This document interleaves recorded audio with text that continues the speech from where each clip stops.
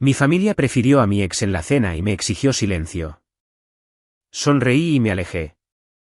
Días después, mamá llamó gritando, Javier los arruinó y el banco se llevó todo. Ahora suplica que lo arregle, pero el precio de su traición fue alto. Mi familia invitó a mi ex esposo al Día de Acción de Gracias y me dijo, puedes venir si mantienes la boca cerrada y no se lo arruinas a Javier. Sonreí y dije, disfruten su cena. 5 días después, mi mamá me llamó gritando. El banco se lo llevó todo. Nos arruinó. Por favor, arréglalo. Hola a todos. Gracias por estar aquí conmigo hoy. Antes de comenzar mi historia, me encantaría saber desde qué ciudad nos acompañan. Por favor, siéntanse libres de compartirlo en los comentarios. Ahora, permítanme llevarlos a esta historia. El teléfono se sentía radiactivo en mi mano. Estaba sentada en mi escritorio de caoba, rodeada de pilas de declaraciones de impuestos e informes de auditoría. El escenario típico para una tarde de finales de noviembre en Grand Rapids. El conducto de la calefacción traqueteaba, luchando contra el frío de Michigan. Pero el frío que sentí en ese momento no tenía nada que ver con el clima. Venía directamente de la voz al otro lado de la línea. Isabela, ¿me estás escuchando? Mi madre, Elena, tenía ese tono que siempre usaba cuando estaba a punto de pedir algo irrazonable, pero quería presentarlo como un favor. Dije, Javier traerá el pavo este año, uno de corral de esa granja orgánica con la que está trabajando. Respiré lentamente, mirando la foto enmarcada de mi abuela en mi escritorio. Javier viene para Acción de Gracias, repetí, mi voz plana. Mamá, llevamos divorciados 18 meses. El decreto de divorcio está finalizado. Ya no es de la familia. Oh, deja de ser tan dramática, Isabela. Espetó. Javier no tiene a nadie más en la ciudad. Sus padres están en Florida, ya lo sabes. Además, ha sido de gran ayuda para mí últimamente. Arregló la canaleta del garaje la semana pasada. Es familia en espíritu, si no en papel. Familia en espíritu. El hombre que me había engañado con su secretaria, que vació nuestra cuenta de ahorros conjunta para pagar sus deudas de juego y luego le dijo al juez que yo era financieramente abusiva porque controlaba el presupuesto. Ese hombre era familia en espíritu. No iré si él está allí, dije. Fue la primera vez que tracé una línea tan firme con mi madre. Usualmente, yo era la pacificadora. Yo era la que escribía los cheques, suavizaba las discusiones y absorbía los comentarios pasivo-agresivos como una esponja. Hubo una pausa en la línea. Un silencio pesado y sentencioso que conocía bien. Bueno, dijo mi madre, su voz bajando una octava, volviéndose gélida. Esa es tu elección, supongo. Pero escúchame bien, Isabela. Si decides aparecer, no debes armar una escena. No debes sacar a relucir el pasado ni tus pequeñas quejas. Javier ha tenido un año difícil. Está tratando de recuperarse. Puedes venir, pero solo si mantienes la boca cerrada y no se lo arruinas a Javier. Mi agarre en el teléfono se apretó hasta que mis nudillos se pusieron blancos. ¿Arruinárselo a Javier? Mamá, soy tu hija. Soy la que pagó tu cirugía de cadera el año pasado. Soy la que administra tu fondo de jubilación. Y siempre me lo echas en cara, gritó ella, jugando la carta de la víctima al instante. ¿Crees que el dinero compra la lealtad? Javier me da su tiempo. Isabela, él me escucha. Tú siempre estás tan ocupada con tus números y tus clientes. Eres fría. Javier es cálido. Él lo está intentando. Así que, si no puedes ser solidaria, tal vez sea mejor que te quedes en tu lujoso apartamento con tu gato. La habitación pareció girar. No era solo rechazo. Era un reemplazo. No solo habían tomado su partido. Lo habían encajado en la vacante dejada por mi dignidad. Lo estás eligiendo a él, susurré. Estás eligiendo al hombre que traicionó a tu hija por encima de tu hija. Estoy eligiendo la paz, Isabela, dijo ella, con desdén. Estoy eligiendo un día de acción de gracias donde todos sonrían. Javier nos hace sonreír. Tú. Tú solo nos haces sentir juzgados. Entonces, ¿vas a venir y comportarte o te quedas en casa?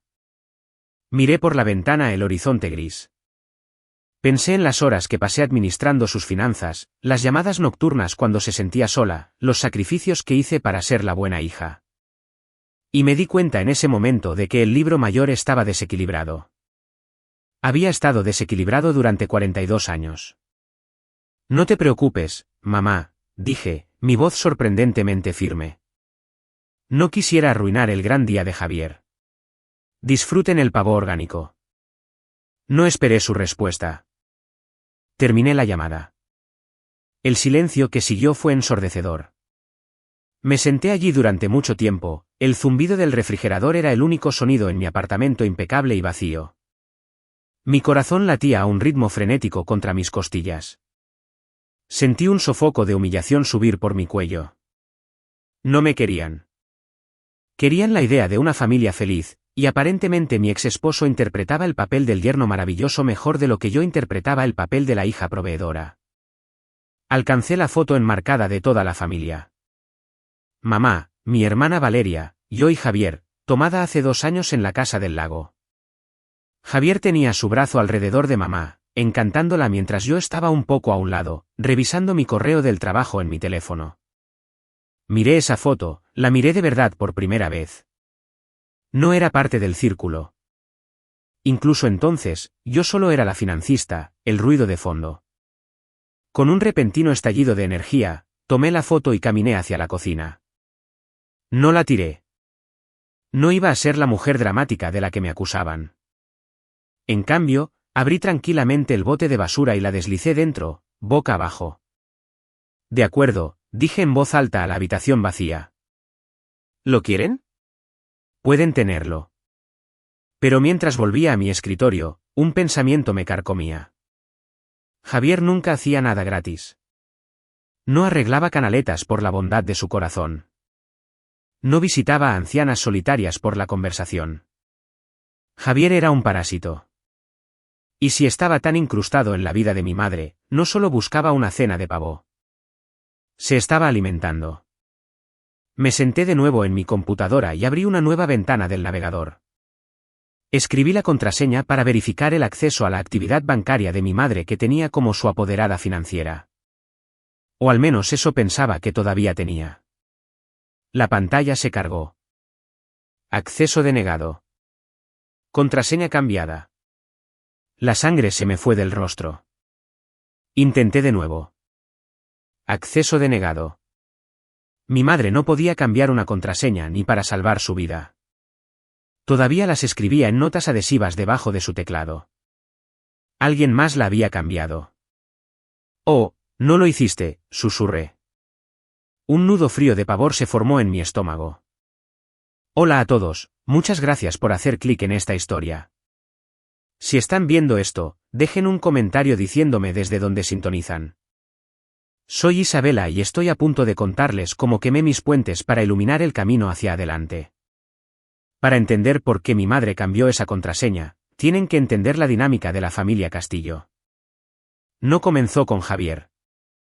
Comenzó el día en que nací, o más exactamente, el día en que no nací niño. Creciendo en Grand Rapids, la familia lo era todo. Íbamos a la iglesia todos los domingos. Teníamos comidas compartidas. Sonreíamos a los vecinos que no nos gustaban. Mi madre, Elena, era la reina de las apariencias.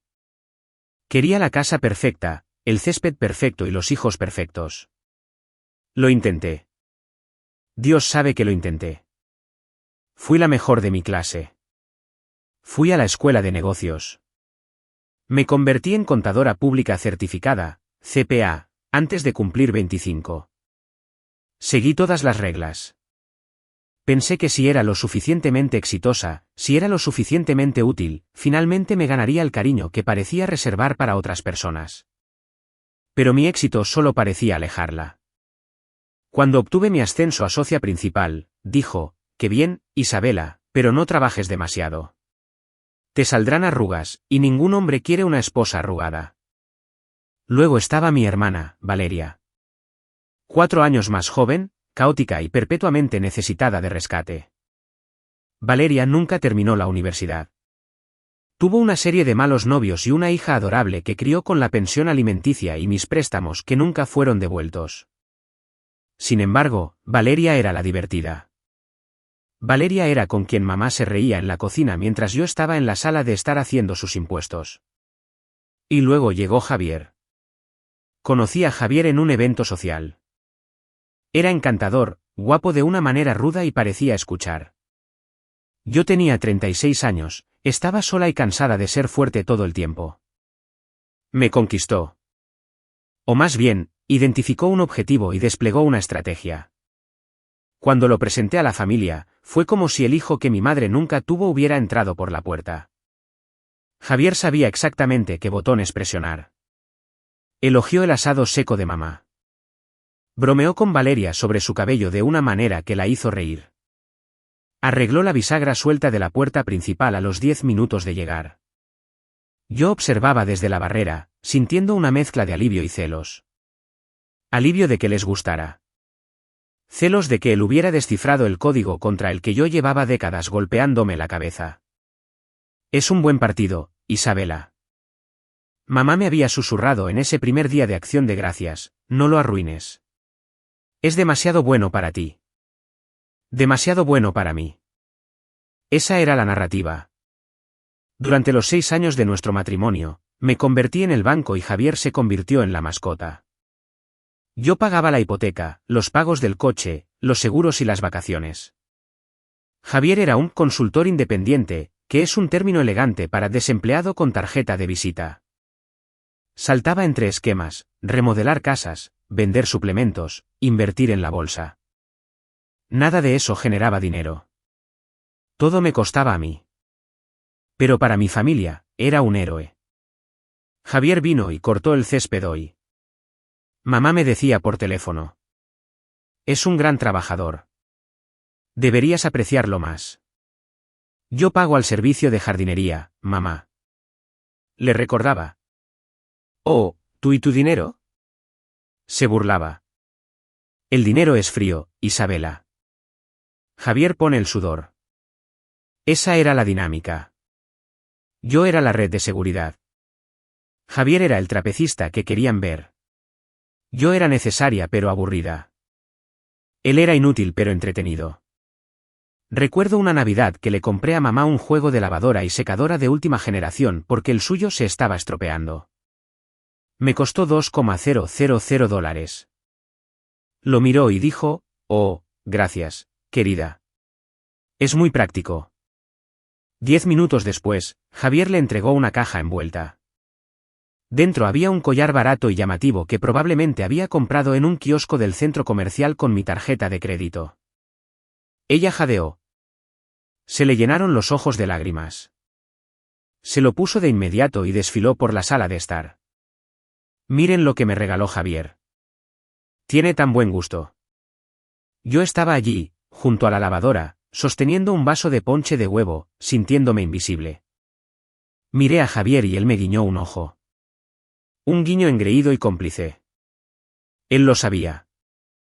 Sabía que no tenía que proporcionar nada real. Solo tenía que proporcionar la ilusión de adoración. El abandono emocional que experimenté no fue violento. Fue una erosión lenta. Fue ser la conductora designada mientras todos los demás se emborrachaban de afecto. Fue ser a la que llamaban cuando llegaba la cuenta, pero a la que olvidaban invitar a la fiesta. Así que, cuando ocurrió el divorcio, tontamente pensé que la verdad importaría. Pensé que una vez que revelara que Javier era un mentiroso y un tramposo, el hechizo se rompería.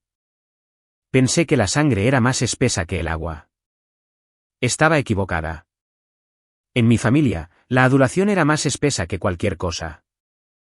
Y ahora, sentada en mi apartamento mirando esa pantalla de acceso denegado, me di cuenta de que la erosión estaba completa. Javier no solo había ocupado mi lugar en la mesa. Había ocupado mi lugar como el guardián de confianza de los bienes familiares. Mi madre tenía 68 años. Tenía un nido de ahorros sustancial del seguro de vida de mi padre y años de mi cuidadosa gestión. Valeria estaba en la quiebra. ¿Y Javier? Javier era un tiburón oliendo sangre en el agua. Ya no solo estaba herida. Mi cerebro de CPA estaba entrando en acción. La tristeza se estaba evaporando, reemplazada por la lógica fría y dura de una auditoría. Si Javier estaba manejando sus contraseñas, no lo hacía para ayudarla a pagar la factura de la luz. Lo hacía para ocultar las transacciones. Tomé un bolígrafo y un bloc de notas nuevo. De acuerdo, niño de oro, murmuré, escribiendo su nombre en la parte superior de la página. Veamos qué estás tramando realmente. El fin de mi matrimonio no fue una tragedia. Fue un cliché. Llegué a casa temprano de un seminario de impuestos en Chicago. No sospechaba nada. De hecho, me había detenido en una panadería para comprar los cannoli favoritos de Javier. Entré en nuestra casa, la casa que compré antes de que nos conociéramos, la casa cuya hipoteca pagaba, y encontré un sostén de encaje en el suelo de la sala. No era mío. Yo usaba algodón beige y práctico. Este era de satén rojo. Los encontré en nuestra cama. Javier y su asistente administrativa, una chica de 22 años llamada Karina, que pensaba que Javier era un capitalista de riesgo. La pelea a gritos que siguió fue predecible. Me culpó a mí. Dijo que lo castraba. Dijo que trabajaba demasiado. Dijo que lo trataba como a un empleado, no como a un esposo. Quizás si contribuyeras a los ingresos del hogar, no tendría que trabajar 60 horas a la semana. Había gritado. ¿Ves? Se burló, poniéndose los pantalones. Siempre se trata de dinero contigo. No tienes corazón, Isabela. Por eso tu madre me prefiere a mí. Eso me dolió más que la infidelidad. Presenté la demanda de divorcio al día siguiente. Esperaba una guerra, pero Javier me sorprendió. Se rindió. No luchó por la casa. No pidió pensión alimenticia, principalmente porque mi abogado, Roberto, tenía pruebas de su infidelidad y sus deudas de juego. Llegamos a un acuerdo rápidamente. Conservé mis bienes. Él se quedó con su coche, que yo terminé de pagar, y se mudó a un apartamento miserable en el lado sur de la ciudad. Pensé que había ganado. Pensé que había extirpado el cáncer. Pero Javier estaba jugando a largo plazo. Mientras yo me enterraba en el trabajo para sobrellevar la humillación, Javier estaba ocupado trabajando los teléfonos. Llamaba a mi madre todos los días. Iba a ayudar a Valeria con sus hijos. Tejió una narrativa tan magistral que casi la admiré. No negó el engaño. Oh, no. Eso sería demasiado fácil de refutar. En cambio, lo contextualizó. Les dijo que estaba roto. Les dijo que cometió un error porque se sentía muy solo. Les dijo que yo lo había abandonado emocionalmente hacía años. Lloró lágrimas de verdad en la cocina de mi madre. Solo quería sentirme amado, les dijo. Isabela, es como una máquina. No necesita a nadie. Pero yo soy humano. Me equivoqué, Elena. Y lo lamentaré por el resto de mi vida. Pero por favor, no me aparten. Eres la única madre de verdad que he tenido. Era una historia lacrimógena armada para atacar la inseguridad más profunda de mi madre, el miedo a no ser necesitada. Yo no la necesitaba. Era independiente. Pero Javier era un pájaro herido que necesitaba su sopa y su validación. Así que, la invitación a acción de gracias no fue una decisión repentina. Fue la culminación de 18 meses de manipulación. Pero había un detalle que me seguía molestando mientras hacía mi lista de activos en riesgo. Cuando Javier se mudó, accidentalmente se quedó con un juego de llaves de la casa de mi madre. Le había pedido a mamá que cambiara las cerraduras. Oh, Isabela, no seas paranoica, había dicho. Javier nunca me haría daño. Además, ¿y si me caigo y no puedo llegar a la puerta? Es bueno que tenga una llave. En ese momento, lo dejé pasar. Estaba demasiado agotada para luchar. Ahora, pensando en el cambio de contraseña. Esa llave se sentía como una daga. Y luego estaba el incidente de la gasolinera. Hace 2 meses, estaba revisando el estado de cuenta de la tarjeta de crédito de mi madre, cuando todavía tenía acceso. Noté un cargo de $40 en una gasolinera al otro lado de la ciudad, cerca de donde vivía Javier. Mi madre no conducía tan lejos. Apenas conducía al supermercado. Cuando le pregunté, se puso a la defensiva. Oh, Javier llevó mi coche a lavar y me lo llenó de gasolina. Es todo un caballero. ¿Te devolvió el dinero? Pregunté. Se le olvidó la cartera, Isabela. Eran $40. Tú ganas más que eso en 10 minutos. Deja de contar centavos. Lo dejé. Pero ahora me daba cuenta de que no se trataba de $40. Era una prueba. Estaba probando las aguas, viendo hasta dónde podía llegar, viendo si yo estaba observando, viendo si ella lo defendería. ¿Lo hizo? Y ahora los tiburones estaban circulando. Miré mi bloc de notas. 1. Cuentas bancarias. 2. Fondo de jubilación. 3. La casa. Y entonces se me heló la sangre. 4. La casa del lago, la cabaña de la abuela. No era solo una propiedad. Era el único lugar en el mundo donde me sentía segura. El único lugar donde no era Isabela la CPA o Isabela la decepción. Estaba a nombre mío y de Valeria como copropietarias. Mi madre tenía un usufructo vitalicio, lo que significaba que podía usarla, pero no era la dueña. Pero si Javier tenía acceso a mamá y se estaba congraciando con Valeria. Agarré las llaves de mi coche. Eran las 9 de la noche de un miércoles. No iba a dormir esa noche. Necesitaba ver qué estaba pasando y no podía hacerlo desde detrás de una pantalla. Necesitaba pruebas físicas.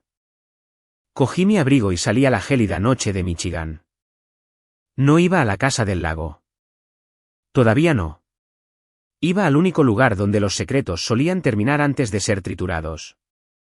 Iba a casa de mi madre.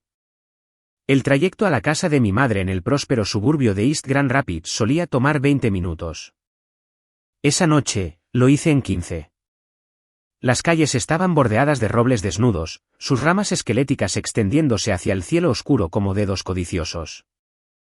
Mientras conducía, mi mente se desvió hacia la casa del lago. Se encontraba en un acantilado con vistas al lago Michigan, a unas 2 horas al norte.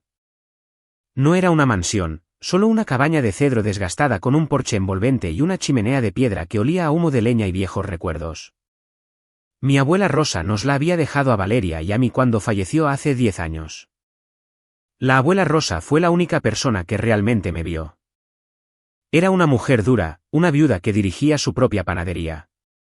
Me dijo una vez, Isabela, tener un hombre es un lujo. Tener tu propio dinero es una necesidad. Nunca confundas los dos. Sabía que mamá era débil. Sabía que Valeria era voluble, así que me nombró albacea de su testamento y puso la cabaña en un fideicomiso donde yo tenía los derechos de gestión principal, aunque Valeria y yo éramos beneficiarias por igual.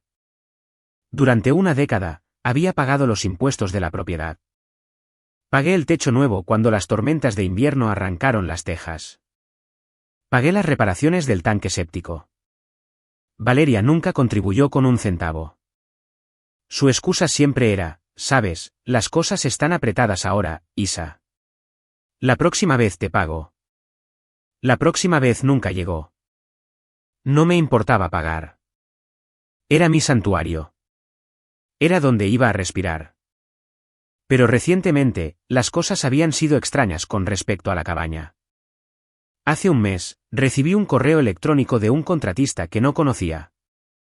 Era un presupuesto para una remodelación completa de la cocina y la ampliación de la terraza para la dirección de la casa del lago. El presupuesto era de $60,000.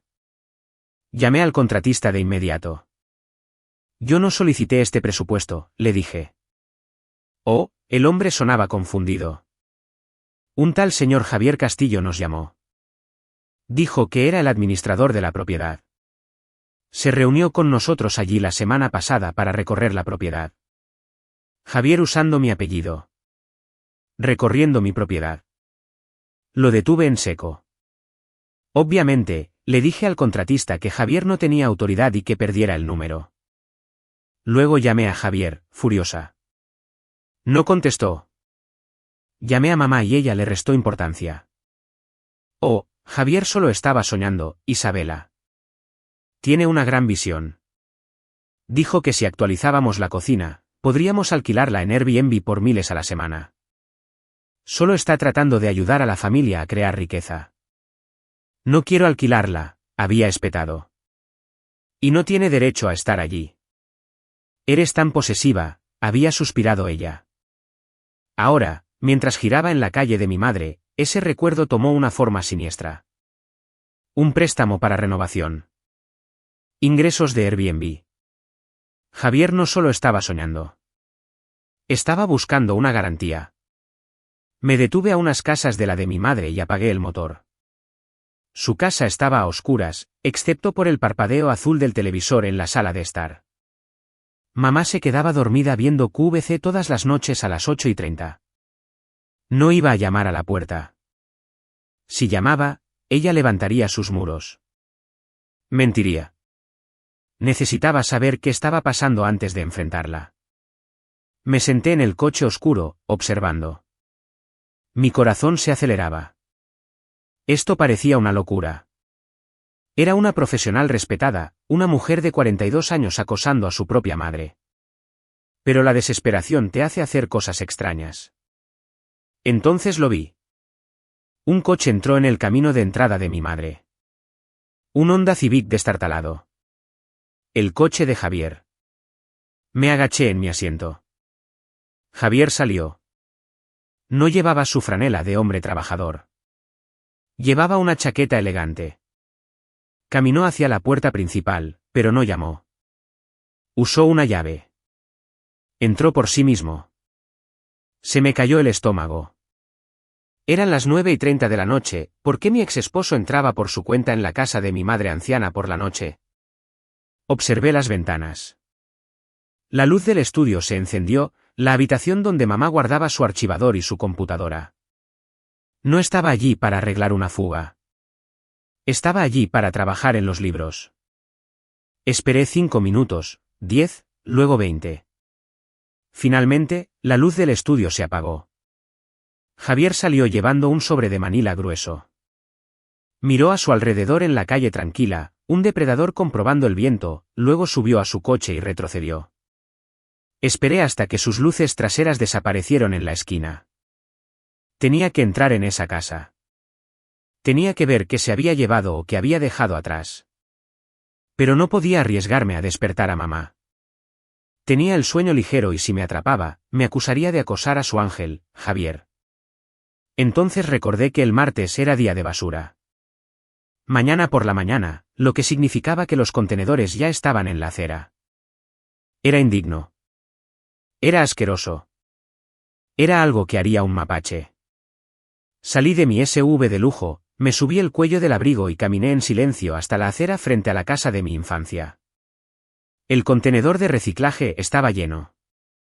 Empecé a rebuscar, periódicos, correo basura, catálogos de QVC, latas de sopa vacías, y luego, cerca del fondo, papel triturado, no triturado en cruz, solo rasgado por la mitad, como si alguien tuviera prisa o simplemente fuera perezoso. Javier siempre fue perezoso. Agarré los puñados de papel rasgado y me los metí en los bolsillos. Seguí buscando. Encontré un sobre del banco. Estaba arrugado. Lo alisé bajo la farola. Estaba dirigido a Elena Castillo. Estaba marcado como urgente, segundo aviso. No leí los detalles allí. Me lo metí en el abrigo. Agarré la tapa del contenedor de reciclaje y la cerré suavemente. Prácticamente corrí de regreso a mi coche. Mis manos temblaban, sucias de papel de periódico y pozos de café. Conduje hasta un restaurante abierto las 24 horas a 3 millas de distancia, pedí un café solo y vacié el contenido de mis bolsillos sobre la mesa de laminado. Era hora de resolver el rompecabezas. El restaurante estaba vacío, excepto por un camionero comiendo pastel en la esquina y una camarera que parecía desear estar en cualquier otro lugar. Sirvió mi café sin preguntar y se alejó. Alisé primero la carta arrugada. Era del Lakshmi Credit Union, un prestamista depredador conocido por préstamos personales de alto interés. Estimada señora. Castillo, le escribimos en relación con el saldo pendiente de $15,000 en su línea de crédito personal que termina en 44.92. Según nuestro acuerdo, la tasa introductoria ha expirado y el interés se ha ajustado al 24,99%. Por favor, remita el pago de inmediato para evitar. Miré el papel fijamente. Mi madre no tenía una línea de crédito en Laxaye.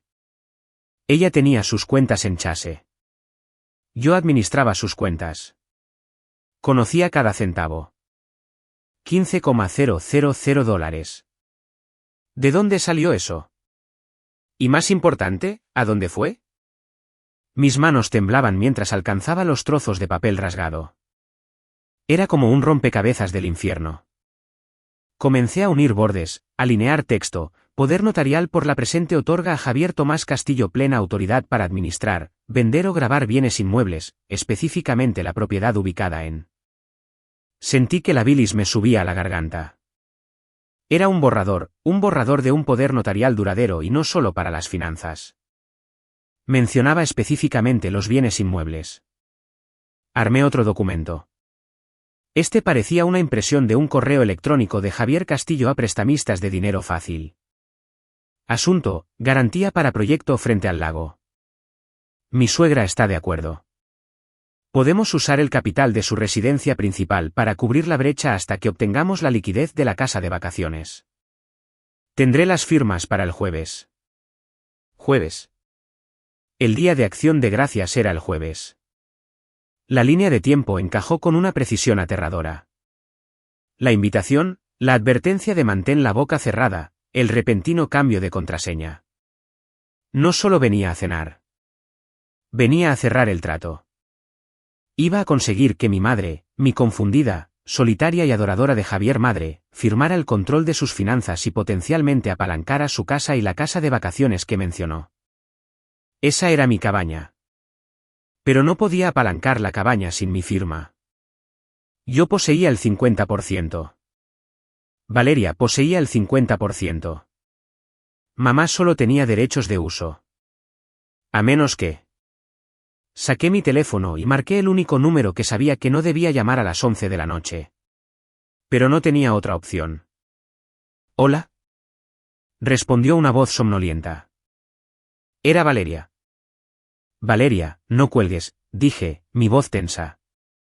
Necesito preguntarte algo, y necesito que me digas la verdad por una vez en tu vida. Isabela, es mitad de la noche. ¿Estás borracha? ¿Te ha pedido Javier que firmes algo? ¿Algo sobre la cabaña? Hubo una pausa. Una larga pausa culpable. Nos está ayudando, Isabela, dijo Valeria, su voz a la defensiva pero temblorosa.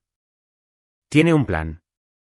Estamos sentados en una mina de oro y tú solo la dejas pudrirse. Necesitamos dinero. Yo necesito dinero. Los niños necesitan aparatos. Mi coche necesita una transmisión. Valeria, dije, tratando de mantener el pánico fuera de mi voz. ¿Qué firmaste? No firmé la escritura, espetó. ¿Solo? Firmé una escritura de finiquito a una LLC. ¿Él la creó? Dijo que nos protege de la responsabilidad si la alquilamos. Dijo que me compraría mi parte con las ganancias del préstamo comercial. Cerré los ojos. Una escritura de finiquito. Transfirió su propiedad a una empresa que Javier controlaba. ¿Cuál es el nombre de la LLC? Castillo Family Holdings, creo. Mira, dijo que te enfadarías porque quieres controlarlo todo. Pero mamá dijo que estaba bien. Mamá dijo que Javier es el hombre de la casa ahora. Javier nos está robando, Valeria, grité, haciendo que el camionero de la esquina levantara la vista. Está sacando un préstamo contra la casa de mamá y está usando tu parte de la cabaña como garantía para otra cosa. Si no paga, y no lo hará, pierdes tu parte. Mamá pierde su casa. Solo estás celosa. Valeria escupió. Estás celosa porque él siguió adelante y porque a mamá le cae mejor. Déjanos en paz, Isabela. Vamos a firmar los papeles finales del préstamo comercial el jueves en la cena. No lo arruines. Clic. Colgó. Me quedé allí, con el teléfono muerto en la mano, mirando los trozos de papel sobre la mesa. Iban a firmar el jueves, el día de Acción de Gracias. Iba a servir pavo y a servirles papeles de bancarrota disfrazados de oportunidad de negocio. Tenía la parte de Valeria. Tenía la confianza de mamá y sus tarjetas de crédito. Estaba a punto de conseguir la casa de mamá, pero no me tenía a mí. Miré la fecha en el borrador del poder notarial. Aún no estaba firmado. Ese era probablemente el papel final para el jueves. Tenía menos de 48 horas. Recogí los trozos de papel y me los metí en el bolso. Dejé un billete de $20 en la mesa por el café que no bebí. Salí del restaurante hacia el viento helado. Ya no tenía frío. Ardía con una rabia tan pura que se sentía como combustible para cohetes. Necesitaba un aliado. No podía acudir a mamá. Le habían lavado el cerebro. No podía acudir a Valeria. Era codiciosa y desesperada. Necesitaba a alguien que odiara a Javier tanto como yo. Alguien que supiera dónde estaban enterrados los cuerpos. Necesitaba a la tía Margarita. Mi tía Margarita vivía en un parque de casas rodantes a unas 10 millas al sur de la ciudad. Era la hermana mayor de mi madre, pero no podían ser más diferentes. Mamá era perlas y agresión pasiva. Margarita era cigarrillos sin filtro y verdades duras. No se hablaban desde hacía 3 años, desde que Margarita le dijo a mamá que Javier tenía ojos de rata buscando queso. Llegué a su casa rodante doble a medianoche. Las luces estaban encendidas. Margarita era un ave nocturna. Llamé. ¿Quién es? Tengo una escopeta, gritó su voz ronca. Soy Isabela, la hija de Elena.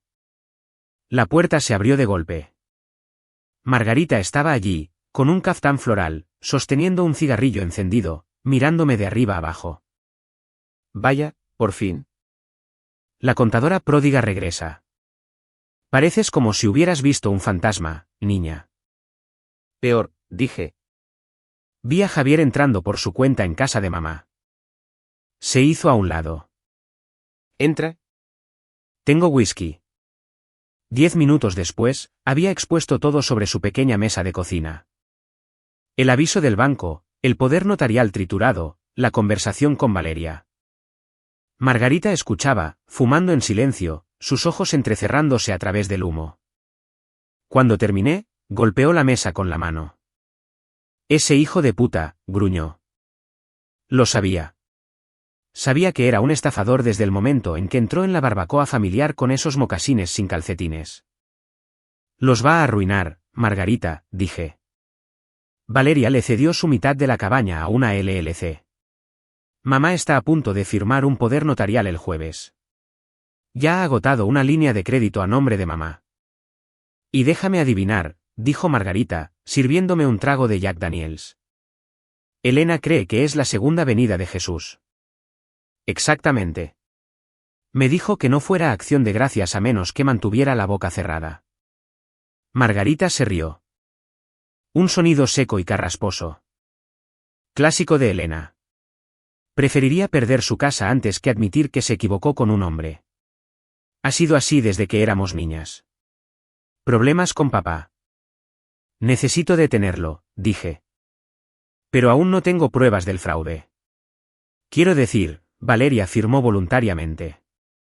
Mamá le dio las contraseñas voluntariamente. Ser estúpido no es ilegal. No, dijo Margarita, con un brillo malicioso en los ojos. Pero las intenciones importan. Y puede que yo tenga algo que demuestre que sus intenciones no son exactamente nobles. Se levantó y caminó hacia un montón de trastos en su encimera. Rebuscó y sacó un viejo iPhone con la pantalla rota. Hace unos 3 meses, dijo, tocando la pantalla. Javier vino aquí. Me sorprendió. ¿Por qué? Pensó que también podría encantarme a mí. O tal vez pensó que estaba tan senil como tu madre. Vino a pedir un préstamo a corto plazo. Dijo que tenía una inversión segura. Trajo una botella de bourbon caro. Se bebió la mayor parte. Encontró el archivo y presionó reproducir. El audio era débil, pero la voz era inconfundible. Era Javier y sonaba ebrio. Esa vieja bruja no tiene ni idea, Marga. Cree que estoy arreglando el tejado. Estoy arreglando mi jubilación. Un sonido de vasos chocando. Isabela se cree tan lista con sus títulos, pero es fría. Elena. Elena solo quiere un hijo. Le doy un abrazo, le digo que está guapa y me entrega la chequera. Es patético, la verdad. Me sentí mal. Escucharlo decirlo, escuchar el desprecio en su voz, fue visceral. ¿Y la hermana? Preguntó la voz de Margarita en la grabación. Javier se rió. Valeria es un desastre. Le digo que es guapa, le prometo una parte del negocio y firmará cualquier cosa. Una vez que consiga apalancar la propiedad, me largo. A Florida, tal vez, o a Belice. Que se peleen por la deuda. La grabación terminó. Me quedé mirando el teléfono. ¿Tenías esto? ¿Por qué no me lo dijiste? Llamé a tu madre al día siguiente, dijo Margarita, apagando su cigarrillo. Me dijo que era una vieja bruja celosa y que Javier le había dicho que intenté insinuármele. Bloqueó mi número. Por supuesto que lo hizo. Los vacunó contra la verdad. Esto es, dije, mi cerebro de abogada disparándose. Esto prueba la intención de defraudar. Prueba la premeditación. Si le pones esto a mamá, no lo creerá, interrumpió Margarita. Dirá que es IA. O dirá que estaba borracho y no lo decía en serio. No puedes simplemente mostrarle la verdad, Isabela. Tienes que dejar que enfrente las consecuencias. Tienes que dejar que la trampa se cierre de golpe. No puedo dejar que pierda la casa, Margarita. No, asintió Margarita. Pero puedes dejar que se asuste lo suficiente como para despertar. Y puedes salvar la cabaña. Ese es tu legado, no el de ella. Me acercó el teléfono. Tómalo. Envíalo a tu abogado. Pero escúchame, Isabela. No vayas a esa cena. Si vas, él le dará la vuelta. Te convertirá en la villana. Mantente alejada. Deja que se exceda. Se está volviendo arrogante. Los arrogantes siempre meten la pata cuando creen que nadie los está mirando. Tomé el teléfono. No voy a ir a la cena, dije, un plan formándose en mi mente. Voy a hacer algo mucho peor. Voy a seguir el dinero. Margarita sonrió. Esa es mi chica. Ahora, termina tu whisky. Tienes un día ocupado mañana. El miércoles antes de Acción de Gracias suele ser el día de viaje más concurrido del año. Para mí, fue el día más ocupado de mi carrera, y ni siquiera estaba en la oficina. Me reuní con mi investigador privado, un policía retirado llamado Sal, que utilizaba para auditorías complejas, en una cafetería a las 7 de la mañana. Le puse la grabación. Le mostré los documentos. Necesito saber sobre Castillo Family Holdings LLC, dije. Y necesito saber sobre estos prestamistas de dinero fácil. Sal me llamó 3 horas después. Estaba en mi coche, aparcada a una manzana del banco donde mi madre tenía sus cuentas. Es malo, Isabela, dijo Sal. Castillo Family Holdings se constituyó hace 2 semanas. Único miembro, Javier Castillo. Valeria ni siquiera figura en la documentación. Si firmó una escritura de finiquito para esa LLC, no la transfirió a una sociedad. Se la dio a él al 100%. Mi agarre en el volante se tensó. Ella cree que es socia. Es una víctima, corrigió Sal. Y dinero fácil. Es un prestamista de dinero duro con sede en Detroit. Tasas predatorias. No les importan los historiales de crédito. Les importa la garantía. Si Javier tiene la escritura de la cabaña y el poder notarial de la casa de tu madre, le prestarán el dinero. Probablemente alrededor del 40% del valor. Dinero rápido. Alto riesgo. ¿Cuánto? Basándose en los comparables. Quizás 200.000 por la cabaña, otros 100 por el capital de tu madre. Pretende irse con $300,000 en efectivo para el lunes. Y la deuda se queda con la propiedad, terminé. Bingo. Si no paga, y no lo hará, ejecutan la hipoteca. Tu madre pierde su casa. Tú pierdes la cabaña. No puede apalancar la cabaña sin mi firma, insistí. Yo poseo la mitad. Ese es el problema, dijo Sal. Saqué el informe de titularidad. Hay un documento falsificado pendiente de registro. Una renuncia de interés con tu nombre. Parece que fue notarizado por una tal Karina Smith, notaria. Karina, la amante. Falsificó mi firma, susurré. La audacia era impresionante. Estaba apostando a que no revisaría el registro hasta que fuera demasiado tarde. Necesitaba el fin de semana. Necesitaba el retraso del festivo. Envíame todo, Sal, dije. Voy a ver a Roberto. Roberto era mi abogado de divorcio, un hombre de lengua afilada que despreciaba a Javier casi tanto como yo. Cuando entré en su oficina al mediodía, echó un vistazo a mi cara y le dijo a su asistente que retuviera sus llamadas. Pasamos 4 horas redactando. No solo estábamos redactando una defensa. Estábamos redactando una bomba nuclear. Tenemos 2 opciones, dijo Roberto, paseando por su oficina. Opción A, presentamos una orden judicial de emergencia hoy. Detenemos la cena. Alertamos a la policía. Pero. Mamá lo negará, dije. Dirá que ella lo autorizó. Dirá que estoy interfiriendo y Javier alegará que la falsificación fue un error o destruirá el documento antes de que se registre. Exactamente. Se convierte en una disputa familiar de dimes y diretes. La policía odia eso. ¿Cuál es la opción B? Roberto sonrió con una sonrisa de tiburón. Opción B, dejamos que entre en el banco. Dejamos que presente los documentos. Dejamos que cometa el delito grave frente a testigos y cámaras federales. Pero nos aseguramos de que el dinero nunca salga de la bóveda. ¿Cómo? Tú eres la CPA. Eres la apoderada original, incluso si ella firma uno nuevo mañana. El banco te conoce. Vamos allí mañana por la mañana. Bueno, el viernes por la mañana, ya que están cerrados mañana, e implementamos una congelación por fraude en todas las cuentas asociadas basándonos en la amenaza creíble de robo de identidad. Usamos la renuncia falsificada como prueba. Pero él quiere el dinero el viernes, dije.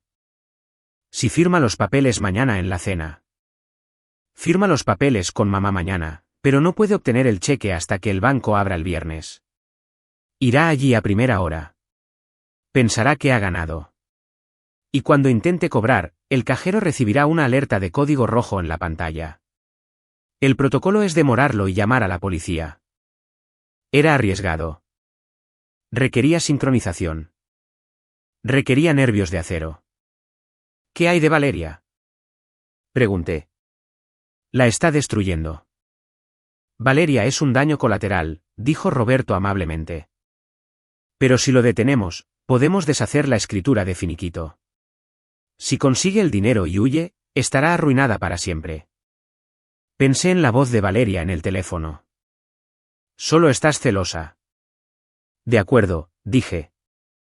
Hagamos la opción B, pero necesito hacer una cosa más. Necesito proteger la cabaña. Voy a presentar un lispendens sobre la propiedad ahora mismo, antes de que el registrador de la propiedad cierre por el festivo. Es un aviso de litigio pendiente. Ningún prestamista tocará una propiedad con un lispendens. Inteligente, dijo Roberto. Hazlo. Salí de su oficina con una pila de papeles que pesaba 1 kilo pero se sentía como un escudo. Conduje hasta el edificio del condado. Presenté el aviso. Pagué la tasa. Cuando salí, el sol se estaba poniendo. Era la víspera de Acción de Gracias. Mi teléfono vibró. Un mensaje de mamá. Isabela, espero que hayas pensado en lo que dije. Estamos poniendo la mesa para 6 personas. Javier invitó a un socio de negocios. Sería bueno que vinieras, pero solo si estás lista para ser feliz por nosotros. Avísame. Feliz por nosotros. No tenía idea de que ella era la oveja invitando al lobo a afilar su cuchillo en la mesa. Escribí una respuesta. No estaré allí, mamá.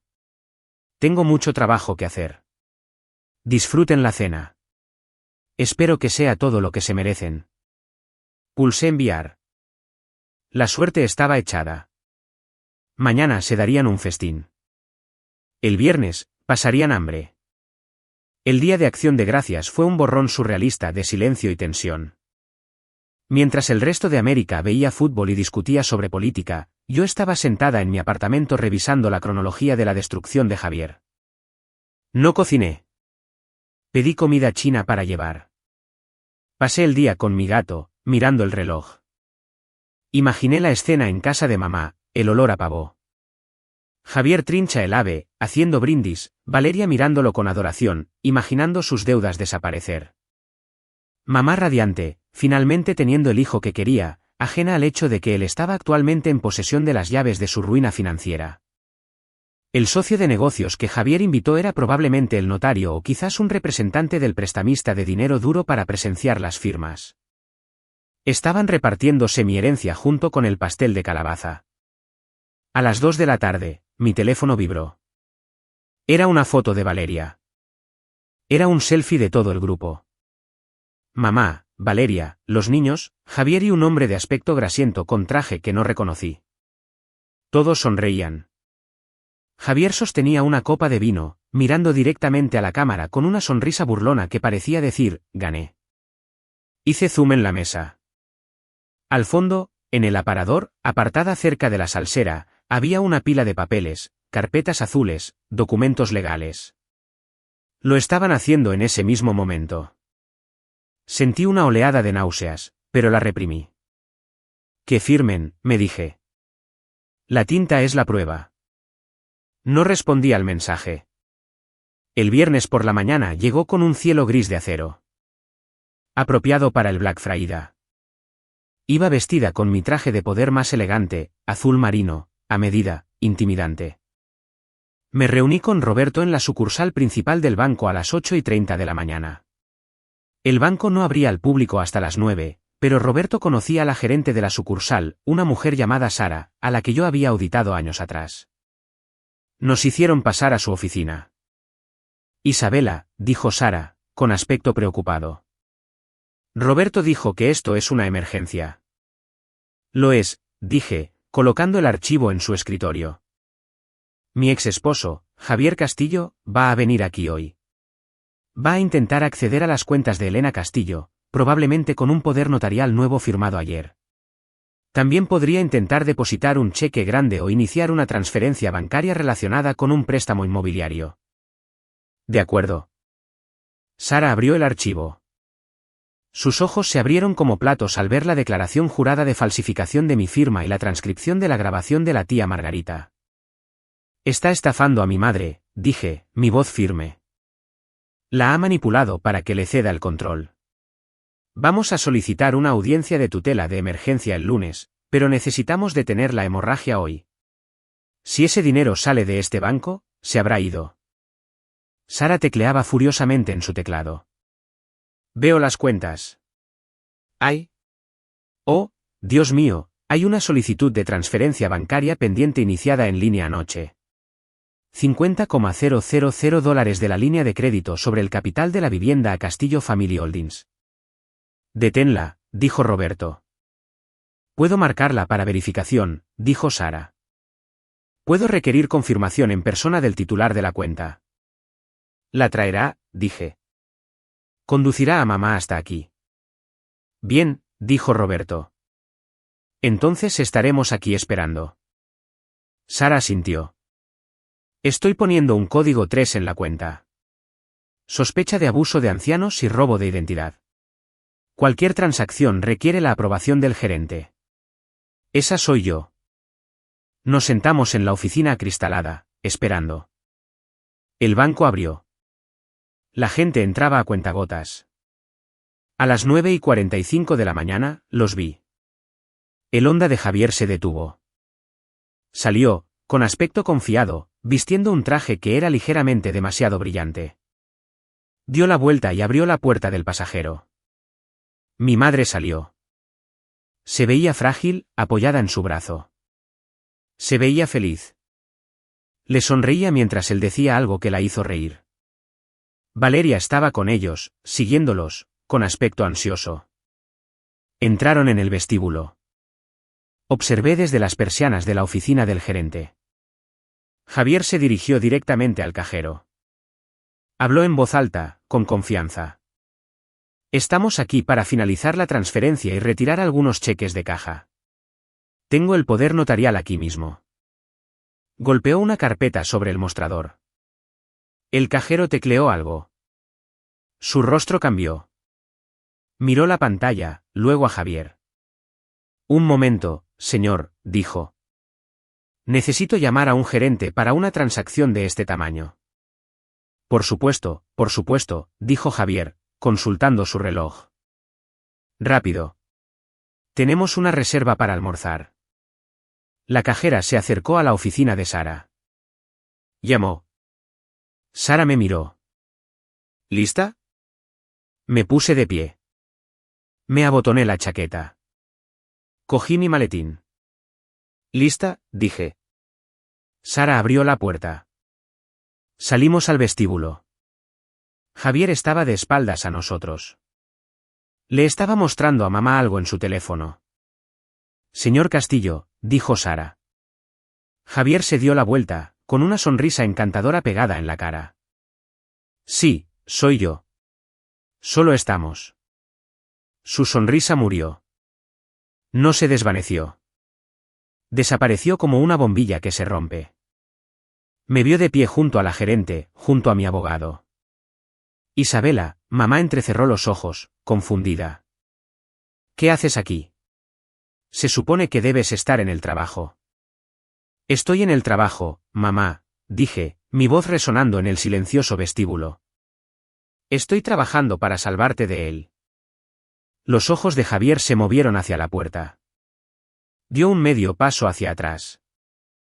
¿Qué es esto?, exigió Javier, tratando de invocar su bravuconería. Elena, dile que se vaya. Esto es acoso. Tengo el poder notarial. Se firmó ayer. Ese documento es inválido, intervino Roberto. Al igual que la renuncia que falsificaste con la firma de Isabela. Falsificada. Mamá miró a Javier. ¿De qué están hablando, Javier? Están mintiendo, Elena. La voz de Javier se quebró. Solo están celosos. Quieren controlarte. Diles.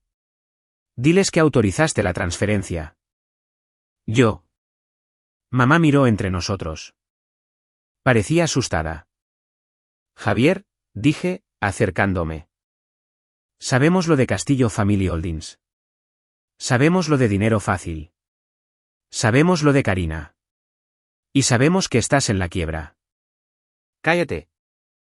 Javier se abalanzó hacia adelante, su cara enrojeciendo. Zorra amargada y estéril. Arruinas todo. Valeria jadeó. Mamá retrocedió, sorprendida por la repentina violencia en su tono. Señor, retroceda. El guardia de seguridad se acercó. La policía está en camino, dijo Sara con calma. Hemos marcado las cuentas por fraude. Javier miró al cajero, luego al guardia, luego a mí. La comprensión lo golpeó. El dinero no iba a llegar. La trampa se había cerrado. No gritó de horror. No suplicó. Corrió. Empujó a mi madre, casi derribándola, y se lanzó hacia la puerta. Javier. Gritó mamá, tratando de alcanzarlo. Javier, espera. Pero él no miró hacia atrás. Atravesó las puertas de cristal y corrió hacia su coche. Está huyendo, susurró Valeria, con el rostro pálido. ¿Por qué está huyendo? Miré a mi madre y a mi hermana. Estaban allí en el vestíbulo, abandonadas, sosteniendo las promesas vacías de un estafador. No me sentí feliz. Sentí una fría y dura satisfacción. Porque el cheque no tenía fondos, mamá, dije. ¿Y él tampoco? Y entonces sonó el teléfono de mi madre. Respondió con manos temblorosas. Era el banco, no sino la compañía de la tarjeta de crédito. ¿Qué? Susurró mamá. ¿Al límite? Eso es imposible. Javier dijo. Dejó caer el teléfono. Me miró, sus ojos llenándose de terror absoluto. Se lo llevó, dijo ahogada. Se lo llevó todo.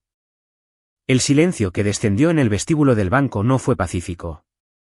Fue el silencio sofocante y pesado de un cráter de bomba justo después de la explosión. La fracción de segundo antes de que el polvo se asiente y comiencen los gritos.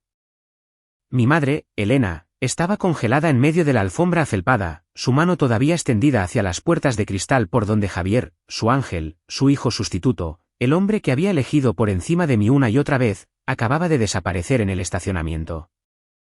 Su bolso se había deslizado de su hombro y yacía boca abajo en el suelo, derramando un tubo de lápiz labial y un puñado de pañuelos usados. Era un detalle tan pequeño y patético, pero no podía apartar la vista de él. El lápiz labial era rojo. Javier le había dicho que se veía más joven de rojo. Lo compró para él. Sí. Se le olvidó el teléfono, susurró mamá. Era algo absurdo que decir. Una súplica empapada en negación al universo. No estaba procesando el fraude. No estaba procesando las sirenas de la policía que ahora sonaban a lo lejos. Estaba procesando el hecho de que él la había dejado atrás. Entonces sus rodillas cedieron. No corría a atraparla. No podía. Estaba anclada al lugar por una mezcla de agotamiento y una fría y dura resolución que había construido en las últimas 48 horas. Fue Frank, el guardia de seguridad, quien la atrapó antes de que cayera al suelo. «Mamá», gritó Valeria, corriendo desde la esquina donde se había estado acurrucando. «Mamá, respira. Que alguien la ayude». Me acerqué lentamente. No me arrodillé. Las miré desde arriba, a mi madre jadeando por aire, agarrándose el pecho, y a mi hermana sollozando, su rímel corriéndole por las mejillas. Parecían una pintura renacentista de la tragedia, enmarcada por la iluminación estéril de un vestíbulo de banco. «Llamen al 911», ordenó Sara, la gerente de la sucursal, al cajero. «Posible ataque al corazón». «No», jadeó mamá, luchando por sentarse, su rostro gris. «Ni policía, ni ambulancia. Javier volverá». «¿Solo?» Se asustó. «Tú lo asustaste, Isabela». Me miró. Sus ojos estaban llenos de lágrimas, pero debajo del pánico, todavía había esa chispa de culpa irracional. La misma culpa que solía darme cuando sacaba un notable en lugar de un sobresaliente. «Tú trajiste a la policía», siseó. «Lo avergonzaste. Él es sensible, Isabela. ¿Por qué nunca puedes dejar las cosas en paz?» Sentí un sofoco de ira subir por mi cuello. Fue tan intenso que casi me cegó. Incluso ahora, incluso después de que él la hubiera empujado físicamente a un lado para salvar su propio pellejo. «Te empujó, mamá», dije, mi voz cortando el vestíbulo como un bisturí. No se asustó. Lo atraparon. Y no corrió porque estuviera avergonzado. Corrió porque es un criminal. «Señora Castillo». Sara intervino, su voz profesional pero tensa. Sostenía una impresión. «Necesitamos ver esto ahora. Antes de que lleguen los detectives de la policía para tomar su declaración». Nos hizo pasar a una sala de conferencias acristalada. Frank se quedó junto a la puerta. Valeria ayudó a mamá a sentarse en una silla. Yo me senté a la cabeza de la mesa.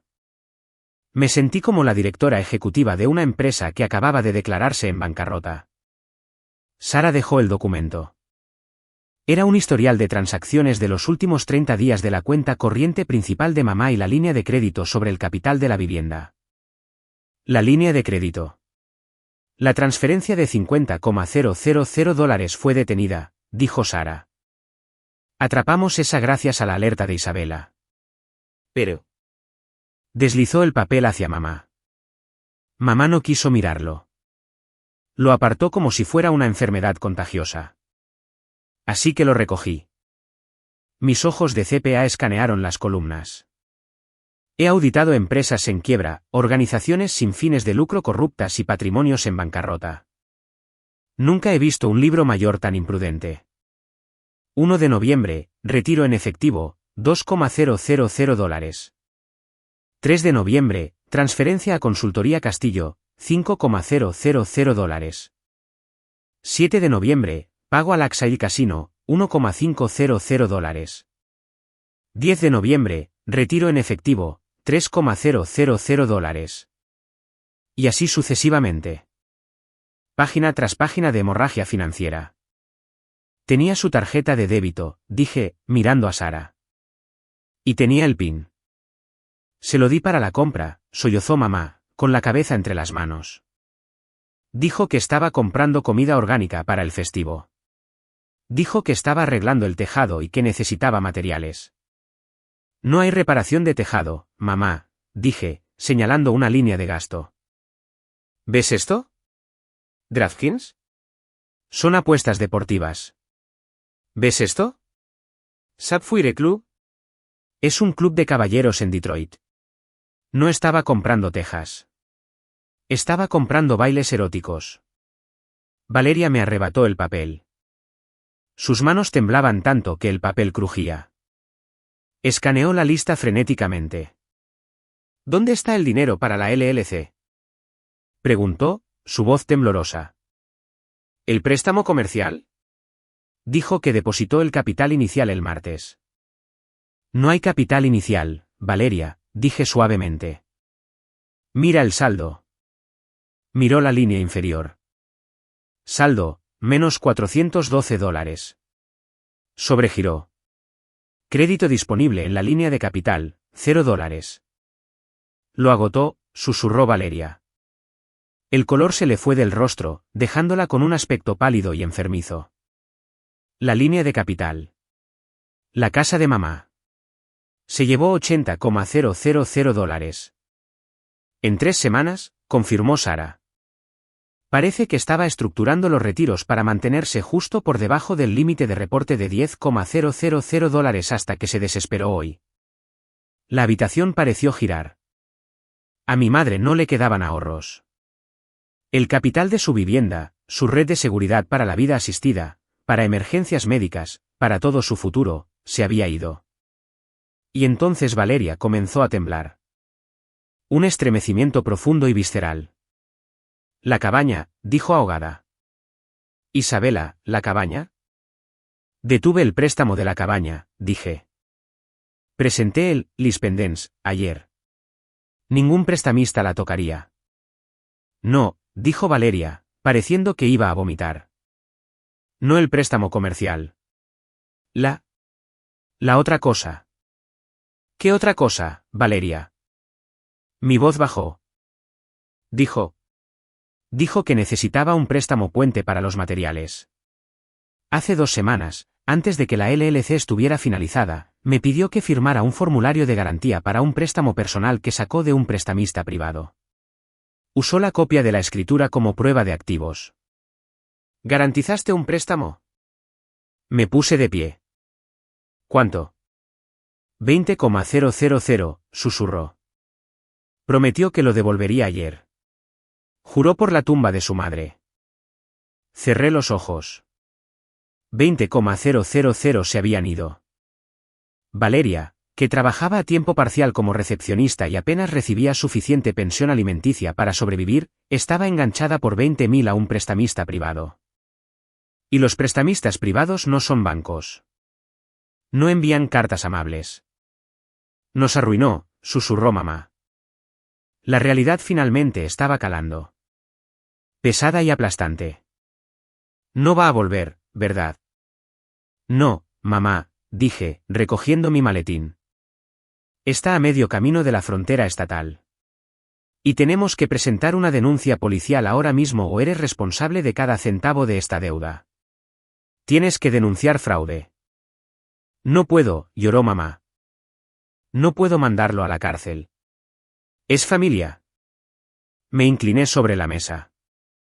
No grité. No lloré. Hablé con la precisión gélida de una mujer que ha terminado de ser la víctima. Él no es familia. Es un depredador. Y tienes dos opciones, Elena. Puedes presentar esa denuncia y admitir que te estafaron y tal vez, podamos recuperar algo de esto del seguro. O puedes protegerlo. Pero si lo proteges, no te atrevas a pedirme un solo centavo para pagar tu factura de la luz cuando la corten la próxima semana porque estoy harta de subsidiar tus delirios. Mamá me miró. Por primera vez en mi vida, no vio a la hija invisible. Vio a la única persona en la habitación que podía salvarla. Llama a la policía, susurró. La comisaría olía a café rancio y a limpiador industrial. Era un marcado contraste con el lujo estéril del banco. Llevábamos allí 4 horas. El detective García, sin parentesco afortunadamente, era un hombre de aspecto cansado con manchas de grasa en la corbata. Se sentó frente a mamá, haciendo clic con su bolígrafo. A ver si lo entiendo, señora Castillo, dijo, mirando sus notas. Le dio su tarjeta de débito. Le dio su PIN. Firmó un borrador de poder notarial, aunque aún no estaba notarizado. Y le permitió administrar su banca en línea. Confiaba en él, dijo mamá, su voz apenas un susurro.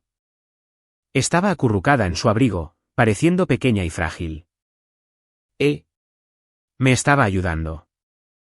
Es un asunto civil, dijo el detective, cerrando su cuaderno. Si usted lo autorizó a usar los fondos, no es robo. Es un mal negocio entre familiares. Vemos esto todo el tiempo. Usted le dio acceso. No es un asunto civil, interrumpí. Metí la mano en mi maletín y saqué la carpeta que había compilado. La carpeta de pruebas para la fiscalía. La golpeé sobre la mesa de metal. Esto, dije, señalando la pestaña 1, es una transcripción de una grabación donde Javier admite fraude premeditado a un tercero. Esta, pestaña 2, es una renuncia de interés falsificada para una propiedad que no posee. Falsificó mi firma. Eso es un delito grave. Y esta, pestaña 3, es un patrón de estructuración de retiros para evadir los requisitos de reporte federal. Eso es un delito federal. El detective miró la carpeta. La abrió. Vio la hoja de cálculo. Vio las fechas. Vio la declaración jurada de la notaria que había comprometido. Me miró con nuevo respeto. ¿Es abogada? Soy CPA, dije. Y he hecho su trabajo por usted. Ahora, ¿va a emitir una orden de búsqueda para Javier Castillo, o necesito llamar directamente al fiscal del distrito? El detective cogió su teléfono. Conseguiré la orden. El viaje a casa fue silencioso. Valeria condujo el coche de mamá. Yo la seguí en el mío. Necesitaba la separación. Cuando entramos en el camino de entrada de mamá, la casa se veía diferente. Solía parecer una fortaleza, el lugar donde me juzgaban y me encontraban deficiente. Ahora, parecía un barco que se hunde. Las canaletas que Javier había prometido arreglar colgaban sueltas. El césped estaba descuidado. Era una fachada de prosperidad que cubría una podredumbre de deudas. Acompañé a mamá a la puerta. Titubeó con las llaves. Isabela, dijo, sin mirarme. ¿Tienes algo de comida? Se suponía que Javier iba a hacer la compra hoy. Se me rompió un poco el corazón. No por la madre que me rechazó, sino por la anciana que tenía hambre. Te pediré una pizza, mamá, dije. ¿Puedes entrar? Preguntó. Yo. No quiero estar sola. ¿Y si vuelve? Me quedé en el porche. El viento era cortante. Una parte de mí, la antigua Isabela, quería entrar corriendo, hacer té, limpiar el desorden y decirle que todo estaría bien. Quería ser la salvadora, pero sabía que si cruzaba ese umbral esa noche, volvería a la antigua dinámica. Sería la que arregla todo y ella no aprendería nada. No puedo, mamá, dije. Tengo que ir a casa y asegurar mis propias cuentas. Asegurarme de que no haya tocado nada mío. Cierra la puerta con llave. No volverá aquí. Sabe que la policía lo está buscando. Pero tengo miedo, gimió. Lo sé, dije. Da miedo cuando la realidad golpea. Te llamaré por la mañana. Me di la vuelta y me fui. La oí cerrar la puerta con llave detrás de mí. Conduciendo de vuelta a mi apartamento, sentí un extraño cóctel de emociones. Culpa, sí, pero también un orgullo feroz y ardiente. Había trazado una línea. Había dicho que no. Cuando llegué a casa, me serví una copa de vino y me senté en la oscuridad. Mi teléfono vibró. Era Valeria. No contesta su teléfono. Intenté llamarlo. Solo quería preguntarle por qué. Me quedé mirando la pantalla. Todavía intentaba llamarlo. Todavía quería un cierre de un narcisista. Escribí de vuelta. No contestará, Valeria. Ya no existe. El Javier que conociste era un personaje que interpretaba. Borra el número. Dejé el teléfono, pero no podía relajarme. La auditoría forense que le había mostrado al detective era solo la punta del iceberg. Conocía a Javier. Era perezoso, sí, pero también era un superviviente. No huiría solo con unos pocos miles en efectivo. Tenía un plan B. Abrí mi portátil. Empecé a buscar de nuevo Castillo Family Holdings LLC. Profundicé en los registros públicos, buscando cualquier cosa vinculada al número de seguridad social de Javier. Y entonces lo encontré. Una consulta de crédito de hace 3 días de un concesionario de coches en Ohio. No solo estaba huyendo. Estaba de compras. Y la consulta no estaba a su nombre. Estaba a nombre de Elena Castillo. Le había robado la identidad. No solo estaba vaciando sus cuentas corrientes.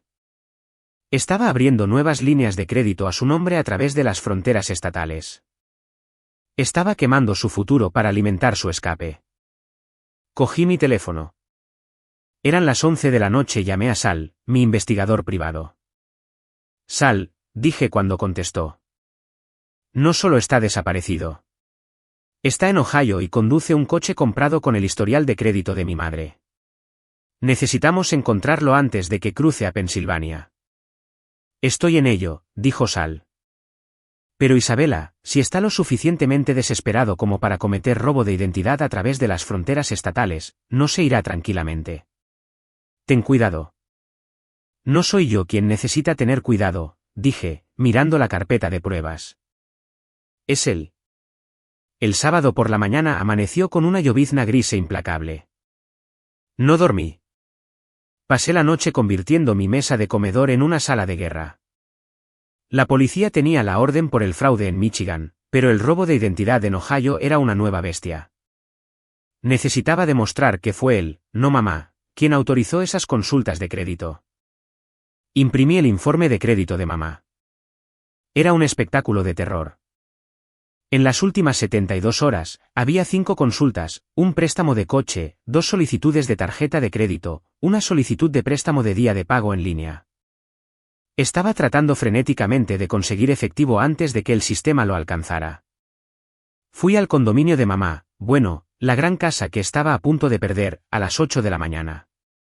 No llamé. Usé mi llave. La casa estaba fría. No había encendido la calefacción.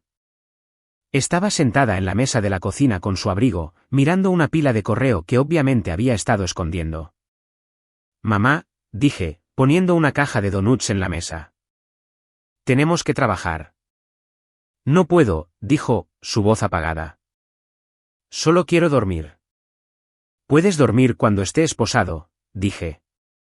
Ahora mismo, necesitamos congelar tu crédito. ¿Tienes tu tarjeta de seguridad social? Señaló una pila de papeles. Está ahí en alguna parte. Empecé a clasificar la pila. Y fue entonces cuando el verdadero peso emocional de la traición me golpeó. No eran solo los extractos bancarios. Eran los recibos que había guardado. Encontré un recibo de una cena en un asador. $300. Fecha, 14 de octubre. Recordé el 14 de octubre. Era mi cumpleaños. Mamá me había enviado un mensaje de texto. Ni tarjeta, ni llamada. Dijo que se sentía mal, pero aquí estaba el recibo. Bistec y langosta para 2. Con Javier. Encontré un recibo de un par de pendientes de diamantes. $800. Mamá, levanté el recibo. ¿Dónde están? Ella desvió la mirada. Javier, dijo que necesitaba un regalo para un cliente. Dijo que me lo devolvería. ¿Un cliente? Me reí, un sonido áspero y ladrante. Mamá, estos eran para Karina, su amante. Compraste diamantes para la mujer con la que se acostaba. Mamá se estremeció como si la hubiera abofeteado. No lo sabía. No querías saberlo, corregí. Luego encontré algo que me detuvo el corazón. No era un recibo. Era una carta escrita a mano en un papel que reconocí. Era una carta mía de hace 3 años. La había escrito después de una pelea que tuvimos, tratando de explicar por qué trabajaba tan duro, tratando de decirle que la quería. Había volcado mi corazón. La carta estaba arrugada, manchada con cercos de café y usada como posavasos en el lado del escritorio de Javier. La había leído. Probablemente se había reído de ella. Y mamá le había dejado usar mi vulnerabilidad como lugar para poner su bebida. Ese fue el momento en que la última hebra de esperanza se rompió. Miré a mi madre. No era víctima de un cerebro criminal. Era una voluntaria en su propia destrucción porque su vanidad importaba más que mi dignidad. ¿Isabela? Preguntó mamá, viendo la expresión en mi rostro. ¿Qué pasa? Nada, dije, deslizando la carta en mi bolsillo. Solo basura. Pasé las siguientes 3 horas al teléfono. Equifax, TransUnion, Experian. Lo bloqueé todo. Presenté declaraciones juradas de robo de identidad. Disputé los cargos. Entonces entró Valeria. Se veía peor que mamá. Sus ojos estaban enrojecidos. El coche no está, dijo, dejando caer las llaves en la encimera. ¿Qué? El hombre de la grúa, sollozó Valeria. Vinieron a las 6 de la mañana. Javier dejó de hacer los pagos de mi alquiler hace 3 meses. Me dijo que lo estaba pagando. Se estaba embolsando el dinero que le di. ¿Le diste dinero? Pregunté. Pensé que estabas en la quiebra. Le di mis cheques de manutención infantil, susurró Valeria. Dijo que lo juntaría con sus pagos para obtener una mejor tasa de interés. Me quedé mirándola. Le diste a un adicto al juego la manutención de tus hijos. No era un adicto para mí. Gritó Valeria. Era la única persona que me escuchaba. No lo entiendes, Isabela. Tú tienes tu carrera. Tienes tu éxito. Yo no tengo nada. Él me hizo sentir que estaba construyendo algo. ¿Y qué construiste, Valeria? Pregunté fríamente. Construiste un castillo de naipes sobre una base de mentiras. Y ahora tus hijos no tienen coche para ir a la escuela. Necesito que me lleves, dijo, mirándome. Necesito que me lleves al trabajo. No puedo perder este trabajo. Te llevaré, dije. Pero en el camino, me vas a contar todo sobre el préstamo de garantía porque Sal cree que hay más. ¿Qué quieres decir? Sal cree que Javier no solo pidió dinero prestado a un banco. Se lo pidió a un usurero. Y si tú lo garantizaste, esos tiburones vendrán a buscarte. Valeria se puso blanca. Sube al coche, dije. Mientras conducíamos, sonó mi teléfono. Era Sal. ¿Isabela? Su voz era tensa. Encontré el coche. El que compró en Ohio. ¿Dónde está? Está de vuelta en Michigan, dijo Sal.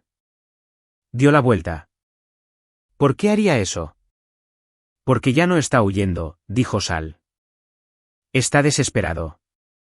Intentó cobrar un cheque en una licorería en Toledo y se lo negaron porque congelaste el crédito. No tiene dinero para gasolina. No tiene efectivo. Y sabe que solo queda un lugar donde podría encontrar algo de valor. ¿Dónde, Sal? Lo vieron dirigiéndose al norte por la enero del 75. Isabela, va a la casa del lago. Se me heló la sangre. La casa del lago. Mi santuario. Cree que hay dinero allí, susurró Valeria desde el asiento del pasajero. La abuela solía guardar dinero de emergencia en las tablas del suelo. Se lo contamos una noche que estábamos borrachos. No ha habido dinero allí en 10 años. Grité. Lo saqué todo. Él no lo sabe, dijo Valeria. Y Isabela, creo que dejé mi llave de repuesto debajo del felpudo. Pisé el freno a fondo. El coche chirrió hasta detenerse en el arcén. ¿Dejaste una llave? Siempre dejo una llave. Lloró Valeria. Sal, dije al teléfono. Llama al sheriff del condado de Manistee. Diles que hay un intruso en mi propiedad. Voy para allá. Isabela, no vayas allí, advirtió Sal. Está acorralado. Es peligroso. Es mi casa, dije. Y estoy harta de dejar que se lleve las cosas que me pertenecen. Hice un cambio de sentido. No iba a dejar a Valeria en el trabajo. Íbamos al norte. El viaje a la casa del lago solía durar 2 horas. Lo hice en 90 minutos. El cielo se había vuelto de un púrpura amoratado, prometiendo una tormenta de invierno. Valeria se sentó en el asiento del pasajero, agarrando la manija de la puerta. No había dejado de llorar desde que dimos la vuelta. La va a quemar, gimió. Si no encuentra el dinero, la quemará por despecho. Me lo dijo una vez, dijo que si no podía tener algo, nadie podía. No la va a quemar, dije, con los nudillos blancos en el volante. Porque cree que la escritura es su billete de salida. Cree que si mantiene la propiedad como rehén, le pagaré para que se vaya. ¿Lo harás? Preguntó Valeria. Ni en sueños. Giramos por el camino de grava que llevaba a la cabaña. Los pinos se cerraron a nuestro alrededor. Estaba aislado aquí. Ese siempre fue el atractivo.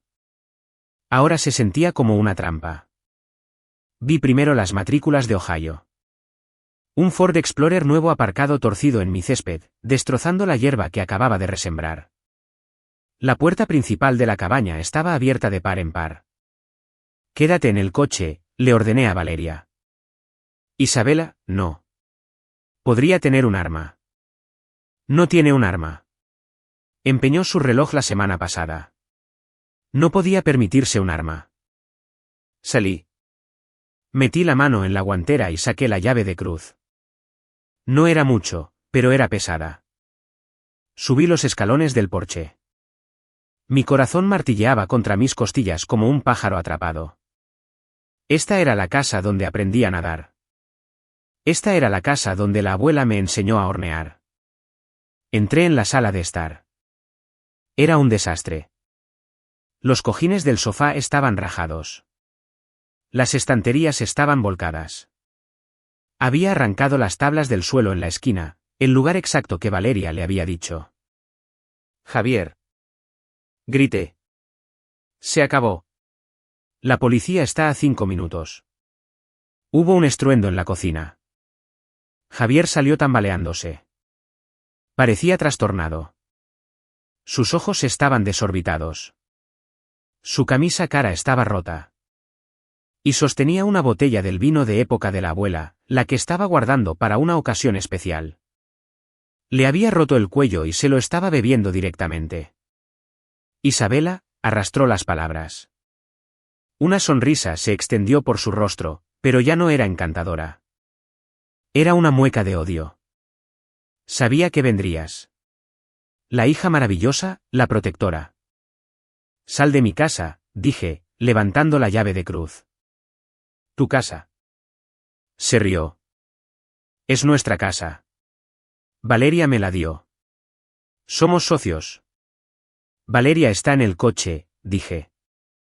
Sabe que la usaste. Sabe lo de Karina.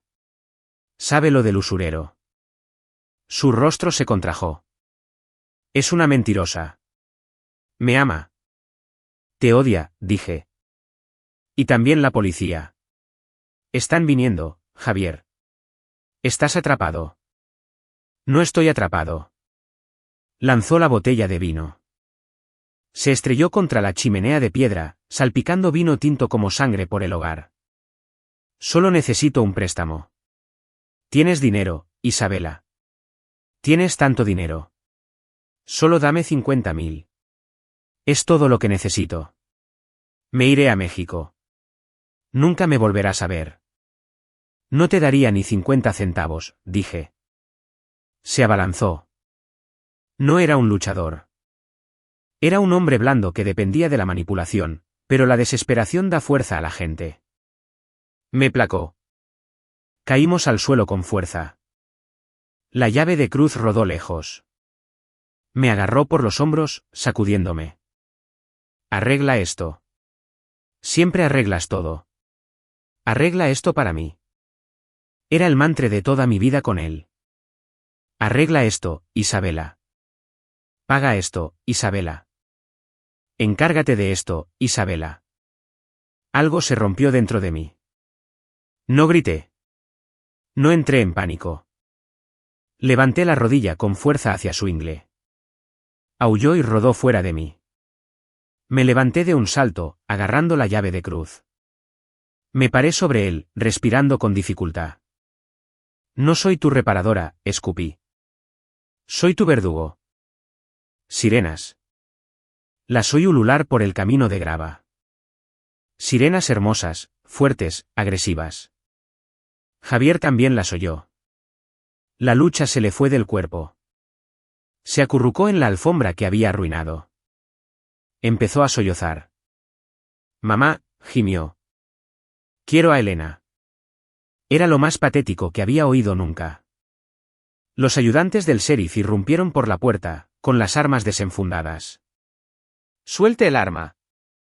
Me gritaron. Dejé caer la llave de cruz. Levanté las manos. Es todo suyo, dije. Lo esposaron. Lo sacaron a rastras. Gritaba pidiendo clemencia, gritaba por su abogado, gritaba por mi madre.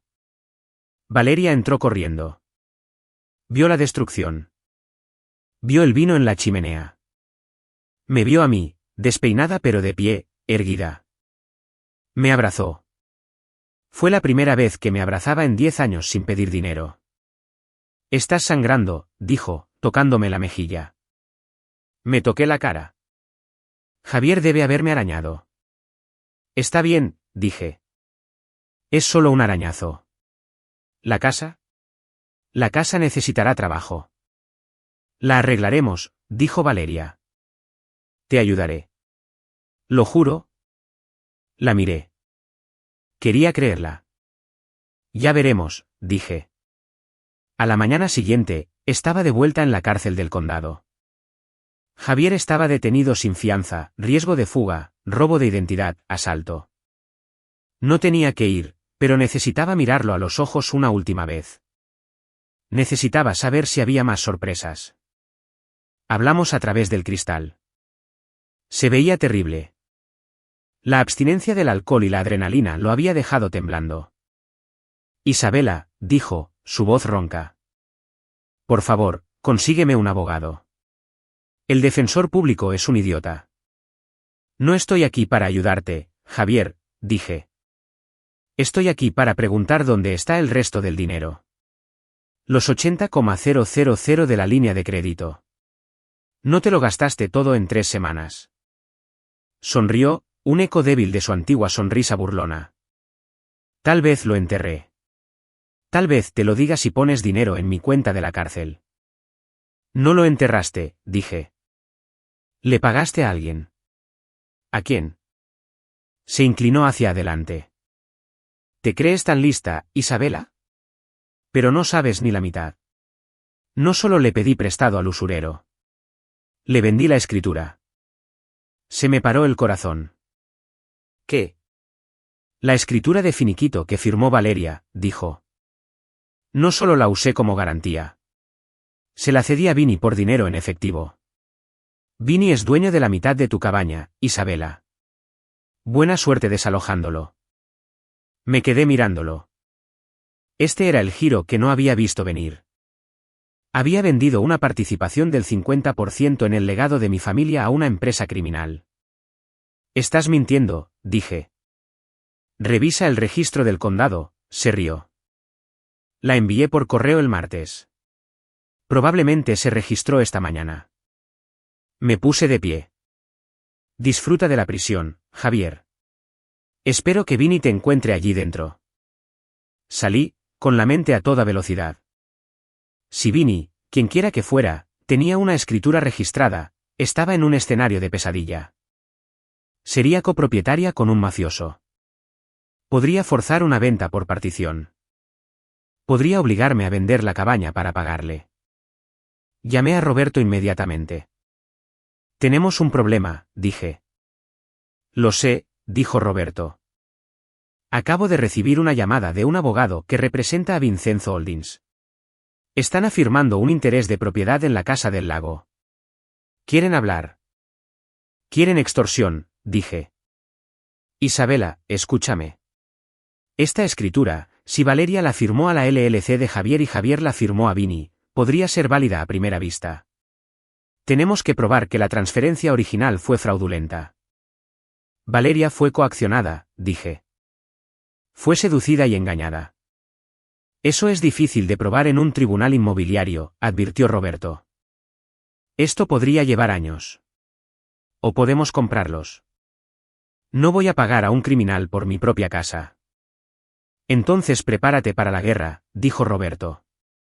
Conduje a casa de mamá. Necesitaba decírselo. Necesitaba que supiera que su ángel esencialmente nos había vendido a la mafia. Cuando entré, mamá estaba al teléfono. Colgó rápidamente. ¿Quién era? Pregunté. Nadie, dijo, con aspecto culpable. Mamá, era la cárcel. Empezó a llorar. Me llamó a cobro revertido. Isabela, suena tan asustado. Dijo que lo están golpeando. Necesita dinero para la fianza. No hay fianza. Grité. Y aunque la hubiera, no tienes dinero. ¿Se lo llevó todo? Tengo mis joyas, susurró. Las piezas que escondí. Me quedé mirándola. Había escondido joyas de los de la mudanza, de los cobradores de deudas. Y estaba dispuesta a venderlas ahora, no para salvar su casa, sino para ayudarlo a él. Si le envías un solo centavo, dije, mi voz temblando de rabia, saldré por esa puerta y nunca más te volveré a hablar. Te demandaré por complicidad en el fraude. Te destruiré, mamá. No me pongas a prueba. Se encogió. Nunca me había visto así. Vendió la cabaña a un mafioso, mamá, dije. Eso es lo que hizo. Vendió la casa de la abuela a un matón llamado Vinny. Se llevó la mano a la boca. La casa de la abuela. Sí. Así que, guarda tus joyas. Las vas a necesitar para pagar tu funeral porque he terminado. Salí. No cerré la puerta de un portazo. La cerré suavemente. Se sintió más definitivo así. El mes siguiente fue un borrón de mociones legales. Vincenzo Holdings presentó una demanda de partición, exigiendo que vendiéramos la Casa del Lago y dividiéramos las ganancias. Me negué. Contraté a un examinador de documentos forense. Hice que analizara la firma de Valeria en la escritura de finiquito. Es genuina, me dijo el examinador. Ella la firmó. Pero estaba bajo coacción. Pregunté. No puedo deducir eso de aquí, dijo. Estaba perdiendo. A la ley no le importaba la justicia. Le importaba el papeleo. Y Javier tenía el papeleo. Entonces tuve una oportunidad. Sal, mi investigador privado, me llamó. Vinny no es solo un hombre de negocios. Está bajo acusación federal por crimen organizado. Los federales acaban de confiscar sus activos. ¿Eso incluye la escritura? Si esta historia te hizo hervir la sangre, o si te dio el coraje para revisar tu propio informe de crédito, por favor, dale al botón de me gusta. Ayuda al canal, Pero más importante, ayuda a que esta historia llegue a otras mujeres que podrían necesitar una llamada de atención. Suscríbete para más historias de justicia. Y dime en los comentarios, ¿alguna vez has tenido que ser el villano para salvar a tu familia? Quiero escuchar tu historia. Mantente seguro, mantente inteligente y no dejes que nadie firme en tu nombre. Incluye todo. La escritura es ahora propiedad del gobierno de los Estados Unidos. Me reí. Me reí hasta que lloré. Mi copropietario ya no era un mafioso. Era el tío Sam. Llamé a Roberto. Podemos negociar con los federales. De hecho, sí, dijo Roberto. El Departamento de Justicia no quiere ser dueño de una cabaña en Michigan. Subastarán la participación. Puedes pujar por ella. ¿Cuánto? Valor de tasación, probablemente $150,000 por la mitad de la participación. Era mucho dinero. Eran la mayoría de mis ahorros, pero era limpio. Hazlo, dije. Organízalo. Pero quedaba un cabo suelto. Javier. Su juicio estaba comenzando y estaba citando a mamá para que testificara a su favor. Quería que ella dijera que lo autorizó todo para librarlo de los cargos de fraude. Fui a ver a mamá. Vivía en el pequeño condominio que le había alquilado. Se veía miserable. Tienes una citación, dije. Tengo que decir la verdad, dijo. La verdad es que te robó, dije. Si mientes en el estrado para protegerlo, estás cometiendo perjurio. Y yo proporcionaré las pruebas que demuestren que estás mintiendo. Enviaré a mi propia madre a la cárcel si es necesario. ¿Por qué lo odias tanto? Preguntó. Cometió errores. No lo odio, dije. Odio en lo que te convertiste cuando estabas con él. Olvidaste que tenías una hija. Me miró. Realmente me miró. No lo olvidé, Isabela. Solo estaba decepcionada. La verdad finalmente salió a la luz. Decepcionada. No me necesitabas, dijo. Siempre fuiste tan perfecta, tan independiente. Javier. Javier me necesitaba. Se sentía bien ser necesitada. Yo necesitaba una madre, dije, las lágrimas finalmente desbordándose. No necesitaba una dependiente. Necesitaba una mamá. Empezó a llorar. Lo siento, Isabela. Lo siento mucho. No fue una disculpa perfecta. No arregló el dinero perdido, pero fue un comienzo. No testifiques por él, dije. Testifica por ti misma. El juicio fue corto. Mamá subió al estrado. Miró a Javier, quien le sonrió desde la mesa de la defensa. Señora Castillo, preguntó el fiscal, ¿autorizó usted estas transferencias? Mamá hizo una pausa. Miró a Javier. Luego me miró a mí, sentada en la galería. No, dijo claramente. No lo hice. Robó mi confianza y robó mi dinero. La sonrisa de Javier se desvaneció. Se desplomó en su silla. El veredicto fue culpable de todos los cargos. Robo de identidad, fraude electrónico, falsificación. Le cayeron 8 años. Después de la sentencia, salí del juzgado. El aire era fresco. Había terminado, pero no del todo. Conduje hasta la casa del lago. Había ganado la subasta. Ahora era dueña del 100% de la propiedad. Caminé por las habitaciones vacías. El suelo que Javier había arrancado estaba reparado.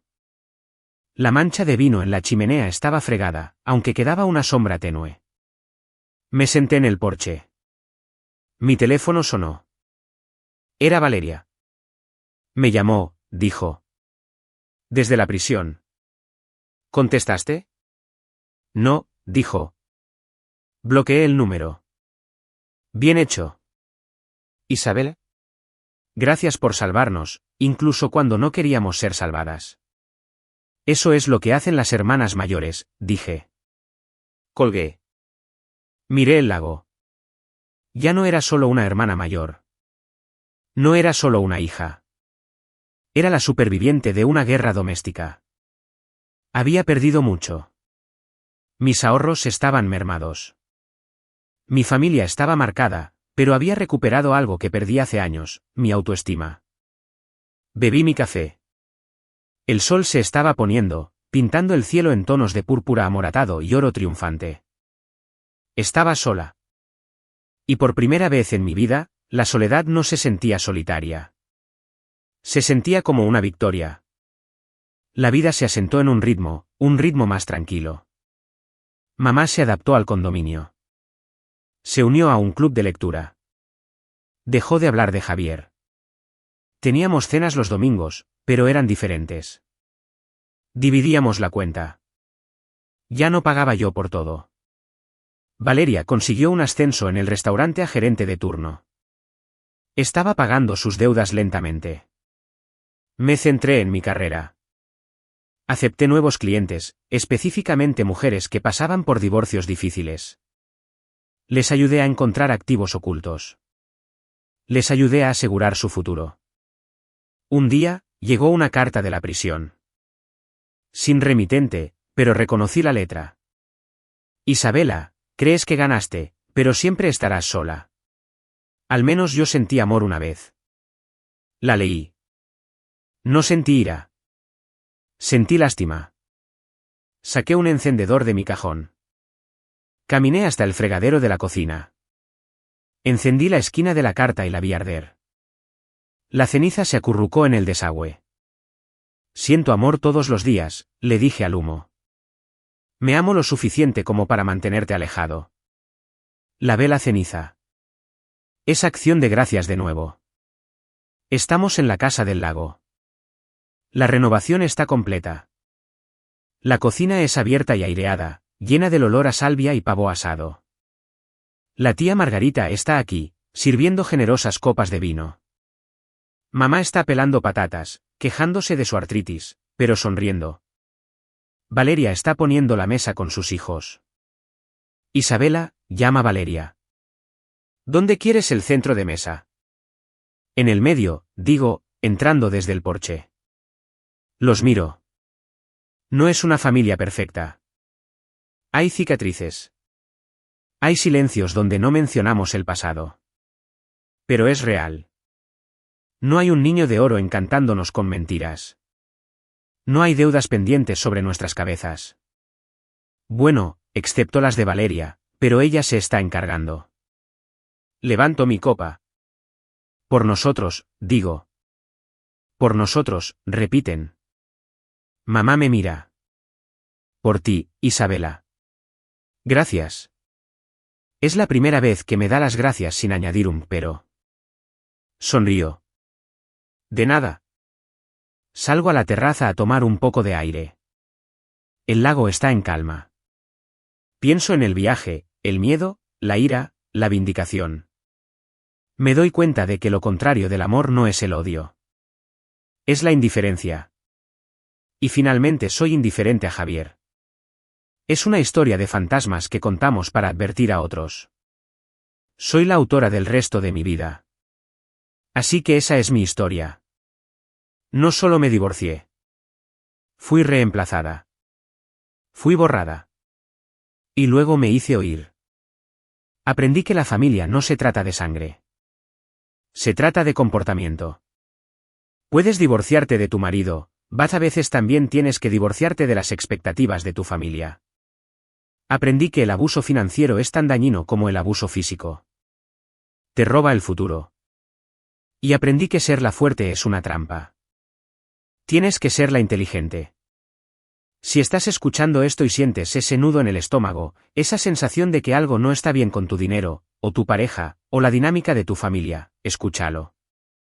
Revisa las cuentas. Lee la letra pequeña. No firmes el papel solo para mantener la paz. La paz construida sobre una mentira es solo un alto el fuego esperando a romperse. Soy Isabela. Soy CPA. Soy hermana. Soy hija.